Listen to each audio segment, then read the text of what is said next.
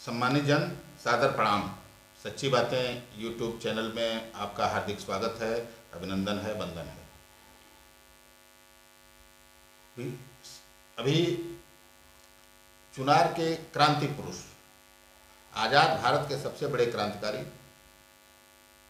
चुनार से 4 बार के विधायक रहे यदुनाथ सिंह की जीवन गाथा पर चर्चा चल रही है। उनके संघर्षों की कहानी मैं बता रहा हूँ। अविश्वसनीय, अकल्पनीय, उनके द्वारा इतनी उनको लेकर किस्से हैं इतने, जिन पर सहसा विश्वास। इसीलिए मैंने जो उन पर किताब लिखी, तू जमाना बदल, उस पर लिखा जीवित किंवदंती, कवर पेज पर लिखी, जो जिंदा रहते हुए ही किंवदंती बन चुके थे। लोग उनकी चर्चाएं करते थे, उनकी तरह बोलते थे। ऐसे ही संघर्ष पुरुष के बारे में जयप्रकाश नारायण विश्वविद्यालय सारण छपरा के पूर्व कुलपति डॉक्टर प्रोफेसर हरकेश सिंह ने क्या कहा है, सुनिए। आप वीडियो में अंत तक बने रहिएगा। बहुत ही गूढ़परक बातें प्रोफेसर हरकेश सिंह जी ने कही हैं। ये यदुनाथ सिंह जी के बीएचयू में यदुनाथ सिंह जी के समकालीन थे। जब वो पढ़ रहे थे यदुनाथ सिंह जी, उसी समय प्रोफेसर हरकेश सिंह भी बीएचयू में ही पढ़ रहे थे। सुनिए, मैं उन्हीं के शब्दों को जुबान दूंगा। राजनीति के अघोरी संत थे यदुनाथ सिंह। काशी हिंदू विश्वविद्यालय अपने स्थापना काल से ही राष्ट्रवादी युवा क्रांतिकारियों के शिक्षण प्रशिक्षण का एक श्रेष्ठ विद्याश्रम रहा है। आज विश्व की उच्च शिक्षा संस्थाओं का गुणात्मक स्तर निर्धारित होता है तो काशी हिंदू विश्वविद्यालय का नाम 200 विश्वविद्यालयों में नहीं होने पर लोग चिंतित हो जाते हैं। इसका स्पष्ट कारण है कि विश्वविद्यालय जिन मौलिक महालक्ष्यों के लिए स्थापित एवं निर्मित होते हैं, उनको निर्धारित नियामकों में स्थान ही नहीं दिया गया है। इस कारण श्रेष्ठ से श्रेष्ठ संस्थान इस सूची से बाहर हो गए हैं। ग्रामीण मेधाओं को श्रेष्ठ चिंतन और चेतना से संपन्न बनाने वाले काशी हिंदू विश्वविद्यालय के यदि कुछ 100 उत्पादों की संघर्षशीलता का अध्ययन किया जाए तो काशी हिंदू विश्वविद्यालय एक अप्रतिम एवं अद्भुत विश्वविद्यालय है। और इसकी ही एक उपज अद्वितीय, निडर, क्रांतिवीर, समाजवादी नेता स्मृतिशेष अग्रज श्री यदुनाथ सिंह पटेल जी। शैशवावस्था से संघर्षों में सक्रिय सहभागिता तक सदैव हृष्ट-पुष्ट एवं स्वस्थ रहने वाले भाई यदुनाथ जी उम्र के अंतिम पड़ाव पर अस्वस्थ हो गए थे। जन्मभूमि पर रहते हुए ग्रामीण जनमानस को जगाए रखने तथा संघर्ष के लिए लोक शिक्षण का कार्य करते रहे। उनके चेहरे की नैसर्गिक मुस्कान यथावत बनी रही। क्रूर कोरोना के बीच इस समाजवादी संघर्ष पुरुष के ब्रह्मलीन होने की खबर ने हम सभी मित्रों को हिलाकर रख दिया। बार बार भाई यदुनाथ सिंह पटेल की जीवन संघर्षशीलता स्मृति पटल पर उभर जाती है। अग्रज समाजवादी मित्र श्री यदुनाथ सिंह अपनी ग्रामीण मेधा की श्रेष्ठता के आधार पर ही काशी हिंदू विश्वविद्यालय में के इंजीनियरिंग कॉलेज, जो अब आईआईटी है, में प्रवेश पाने में सफल रहे। जब वह बीएचयू में इंजीनियरिंग के छात्र थे, तब भी प्रवेश अखिल भारतीय स्तर पर इंडियन इंटरमीडिएट बोर्ड की pरीक्षाओं में प्राप्त अंकों पर होता था। अतः यह तो स्पष्ट है कि वह एक प्रतिभावान छात्र रहे।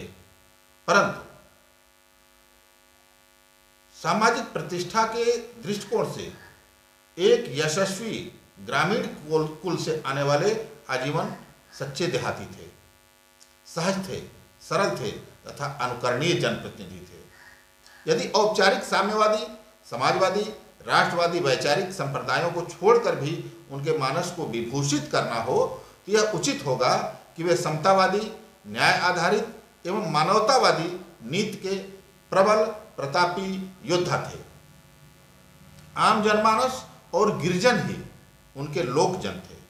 इसी लोकजन की पीड़ा के लिए यदुनाथ जी संघर्षरत रहे। यदुनाथ जी अकेले ऐसे छात्र नेता थे जिन्होंने सभी 6 डेलीगेसी के अंतःवासियों को बीएचयू प्रशासन से मिलने वाली सारी सुविधाओं को मुहैया कराया।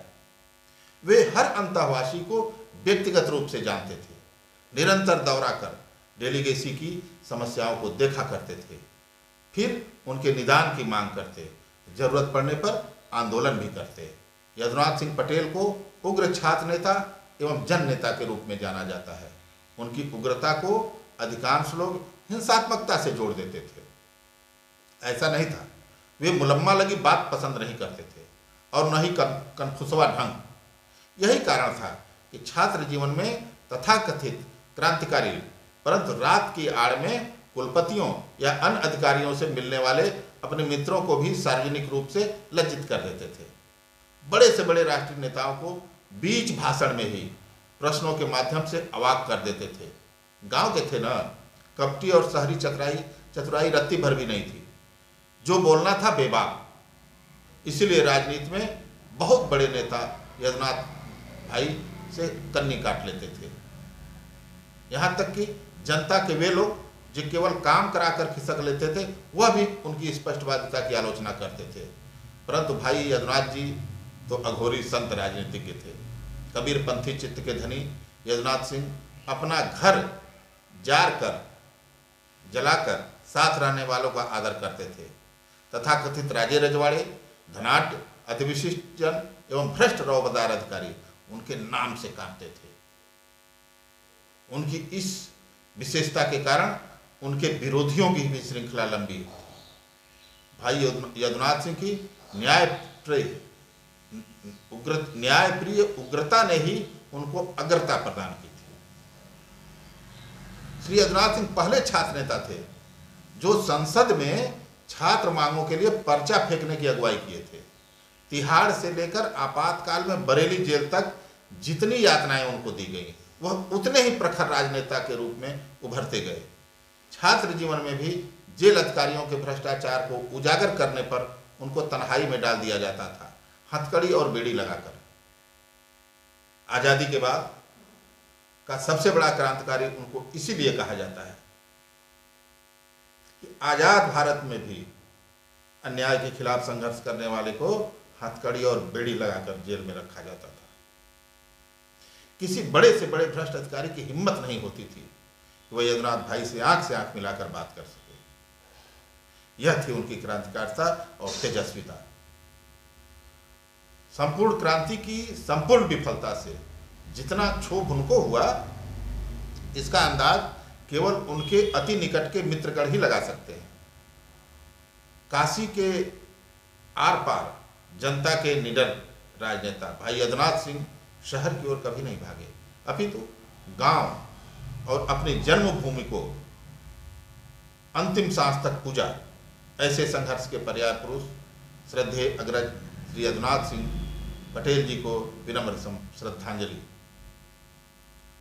भारतीय समाज में मौलिक परिवर्तन को सुनिश्चित करने के लिए सार्थक हस्तक्षेप की रणनीति के प्रायः सभी आयाम यदुनाथ सिंह जी में थे। समझौता नहीं, सत्य आधारित समाधान उनका जीवन लक्ष्य रहा। डॉक्टर राम मनोहर लोहिया, मधुमेह, जॉर्ज फर्नांडीज, राजनारायण एवं किसान नीति पर चौधरी चरण सिंह को अपना आदर्श मानते थे। डॉक्टर लोहिया के मारेंगे नहीं, आज लोहिया जी की जयंती भी है, चलिए इसी बहाने डॉक्टर लोहिया को भी मैं नमन कर लेता हूँ।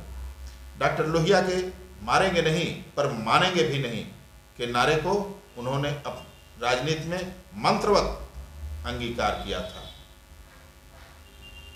आज बस इतना ही। आप बने रहिए मेरे चैनल पर। अगली कड़ी में एक एसटीएम से पूछा था, एक घटना थी, उसको लेके सार्वजनिक रूप से एसटीएम से पूछा था, आईएएस एसटीएम था, उससे पूछा था यदि आपको 5 जूते मारूं तो किन किन धाराओं में मुकदमा दर्ज कराओगे। मैं सार्वजनिक रूप से यदुनाथ सिंह जी ने एसडीएम से सार्वजनिक रूप से पूछा था, यदि मैं यहीं पर तुमको 5 जूते मारूं तो तुम किन किन धाराओं में मेरे ऊपर मुकदमे दर्ज कराओगे। आप सुनते रहिए यूट्यूब चैनल सच्ची बातें। तब तक के लिए प्रणाम, नमस्कार, शब्बा खैर।